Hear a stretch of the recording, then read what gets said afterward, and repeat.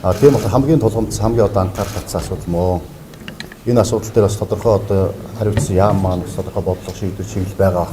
Тэрнтэй танилцсан, газар дээр нь танилцсан ямар хөө одоо гарч шийдэл байж болох уу тий. Тэн дээр аль болох одоо хурдан шуурхаа ажиллаж энэ жилдээ одоо багтаагаад болж байгаа одоо тийм нэг урсгалын ажилд оруулах. Энэ тал дээр одоо анхаарч ажиллах гэсэн бодолтой байна. За төр бол хүнд сурталгүй нээлттэй ажиллах ёстой. Хэрвээ тийм хүнд сурталтай одоо тийм одоо авилга ашиглалтын зөрчилд автаад одоо юу гэдэг яа харахгүй одоо жолооч тээвэрч хохирож гэнэ үгүй гэдэг үзнэ. Төр зөв шаардлага тавиад одоо юу гэдэг жолооч нар маань бас одоо юу гэдэг жоохон тийм хүндрэлтэй одоо шийдвэр бэрхшээлтэй асуудал ярьж байвал энийг бас учир шалтгаан олох ёстой. Тэгэхгүй өнөөдөр хүн болгон үзэл бодлоо илэрхийлэх үгээ хэлэхдээ өөрийнхөө хүснээрээ амьдрах гэж оролдоно.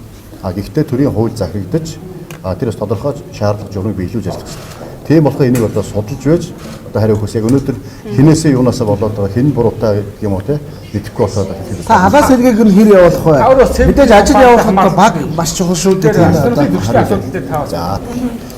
За халаа сэлгээний хувьд ажиллаа хийж чадж байгаа те үнэхээр одоо санаачлагтай сэтгэлтэй одоо тийм үү зүтгэлтэй ажиллаж байгаа улсуудтай хамтарч ажиллаа. Ажиллаа хийж чадахгүй одоо хариуцлагагүй тийм үү. Одоо цагаа бүртгүүлээ цалингаа авдаг одоо тийм хүмүүс байх юм бол тэднэртэй хариуцлага ярина тийм.